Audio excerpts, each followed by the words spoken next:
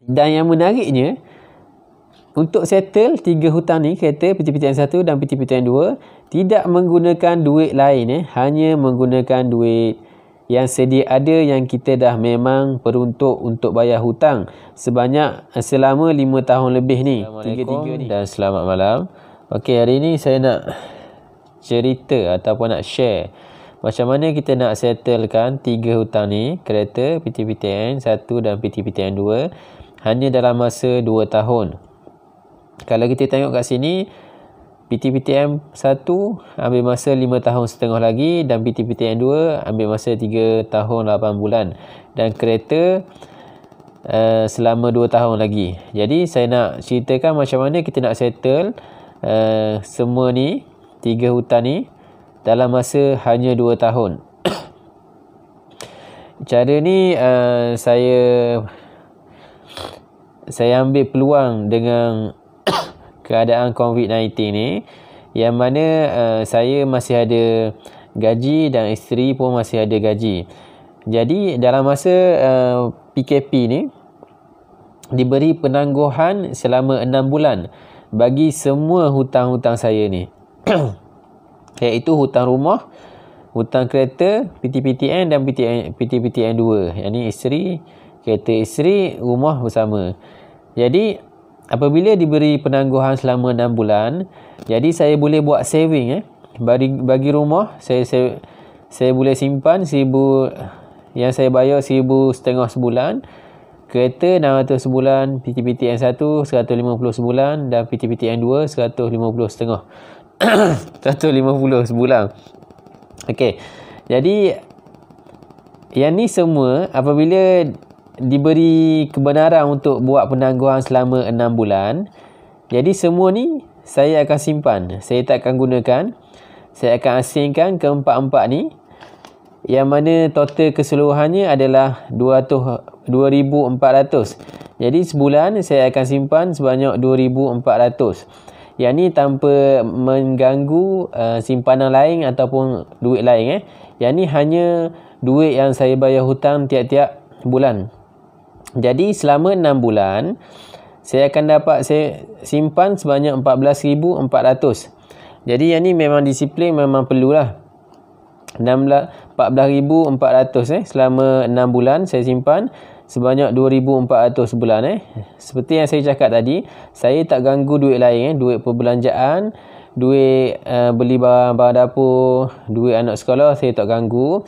Cuma saya simpan duit yang diberi kebenaran untuk tangguh selama 6 bulan. Jadi saya dapat simpan 14,400.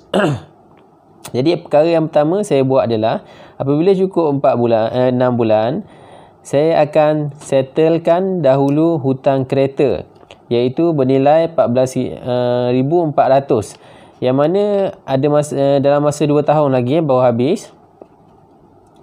Okey, jadi saya settlekan hutang kereta dulu 14,400. Jadi kebetulan kita tengok total kat sini sama je dengan simpanan saya 6 bulan tadi. Jadi apa yang saya akan buat adalah saya ambil 14,400 ni, saya akan settlekan terus hutang kereta sekaligus. Jadi saya dah hilang satu hutang kat sini. Hutang kereta dah settle dah. Selepas 6 bulan saving tu, hutang kereta dah settle. Bermakna bulan ke-7 tu bulan ke-7 saya dah start bayar rumah 1,500, saya dah start bayar PTPTN 1,500 dan 1,500. Tapi hutang kereta dah settle disebabkan saya gunakan duit saving saya selama 6 bulan tadi. Jadi hutang kereta dah settle, saya akan ada lebihan 600 setiap bulan yang sepatutnya dibayar untuk hutang kereta. Ada lebihan 600. Apa yang saya buat dengan 600 ni, saya tak belanjakan ke lain, tapi saya akan gunakan untuk saya settlekan hutang kedua, iaitu saya akan pilih hutang yang paling kecil dulu, iaitu PTPTN 2 ni sebanyak 7K. 7K. Okey, 7K. Jadi hutang kereta seperti biasa saya bayar 1,500. Hutang PTPTN 1 sama juga 150. Seperti biasa saya akan terus membayar. Tapi lebihan 600 ni saya akan top up dekat sini. Jadi 600 tambah 150 dia akan jadi 750. Jadi untuk PTPTN kedua ni saya akan bayar RM750 sebulan. Jadi lebihan bayaran Tetapi saya tak gunakan duit lain Saya guna duit yang memang dah diperuntukkan untuk bayar hutang. Jadi dalam masa 10 bulan saya bayar 750 sebulan.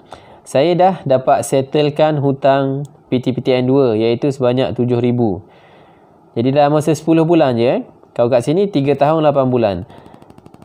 Jadi dalam masa 10 bulan settle hutang PTPTN 2 sebanyak 7,000 Jadi apabila hutang PTPTN 2 ni 7,000 ni dah settle, dia akan ada lebihan kat sini 150 ni. Betul? Faham tak setakat ni? Kelaju sangat. Okey. PTPTN 1 masa tu 10 bulan akan datang. Daripada 10,000 ni dia akan berkurang menjadi 8,500 disebabkan saya dah bayar tiap-tiap bulan 100.5 selama 10 bulan. Jadi PTPTN 1 baki hutangnya masih ada 8,500. Apa yang saya akan buat, 600 dengan 100.5 ni yang dah settle hutang kereta dengan hutang PTPTN ni yang dah settle, saya akan top up untuk bayar kat sini Jadi keseluruhan 600 plus 100.5 jadi dapat 900 bulan. Jadi saya kena disiplinkan setiap bulan saya akan bayar 900 untuk PTPTN 1 Jadi PTPTN 1 ni setiap bulan saya akan bayar 900 bulan. Yang menariknya hanya dalam masa 9 bulan dapat settle hutang PTPTN 1. Sebab kita bayar banyak 900 bulan. Jadi hanya perlu 9 bulan je untuk settle hutang PTPTN 2 iaitu sebanyak 8,500. Jadi dalam masa 10 bulan campur 10 bulan kita dah dapat settlekan 3 hutang kereta PTPTN 1 dan PTPTN 2. Okey, kat bawah ni saya tunjuk orang kata jangka time masa dia lah. Makin dekok pula.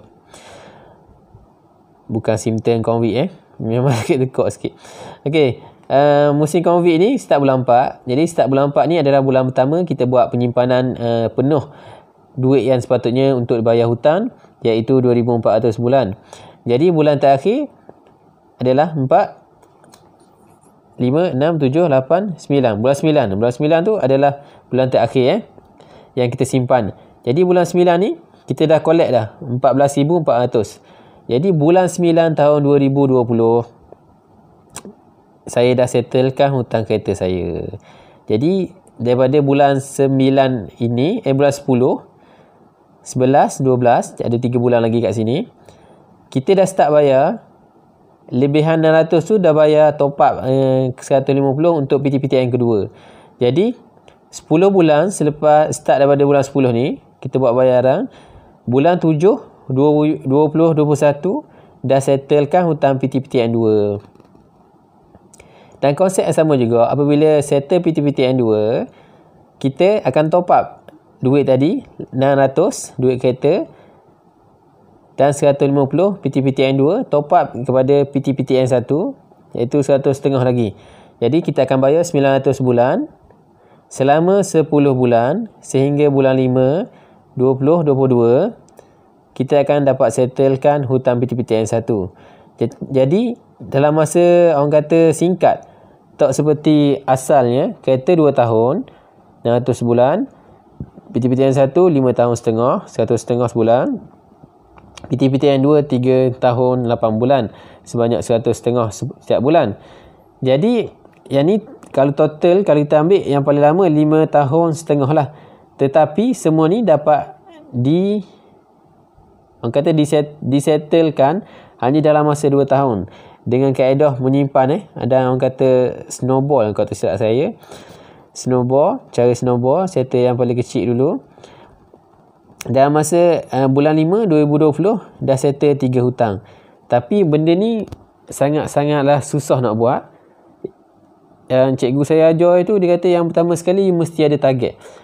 Target bulan 9 nak settle hutang kereta, bulan 7 nak settle hutang PTPTN 2, dan bulan 5 2022 nak settle hutang PTPTN 1. Benda ni kena clear macam mana you nak settlekan, dan apa yang tunggu hanya buat saja. Apabila benda ni clear ataupun dah tahu hala tuju dia tu, apa yang kena you buat adalah disiplin dan ikut je apa yang you dah plan tadi. Apa yang menariknya, apabila kita, yang ni tak termasuk lagi kita settlekan hutang kereta secara sekaligus, ni mesti ada rebate. PTPTN bayar awal mesti ada rebate. Yang ni mungkin ada lebihan lagi. Dan yang menariknya, untuk settle 3 hutang ni, kereta, PTPTN 1 dan PTPTN 2, tidak menggunakan duit lain, hanya menggunakan duit yang sedia ada yang kita dah memang peruntuk untuk bayar hutang selama 5 tahun lebih ni, 3 ni. Yang tu yang bestnya. Dah masa 2 tahun je dapat settle semua ni. Tapi saya ulang sekali lagi, yang ni cerita nampak mudah secara teori, dan benda ni boleh buat. Dan benda ni memang boleh buat, tetapi perlukan orang kata disiplin, tahap disiplin yang tinggi. Okey, apabila dah settle 3 hutang ni, langkah kedua adalah 2 tahun lagi kita akan pergi kepada hutang yang besar, hutang rumah ni. Dan hutang rumah kita akan cerita untuk next time, sebab saya pun tak belajar lagi. Dia ajar teknik snowball je. Okey, harapnya ni membantu anda.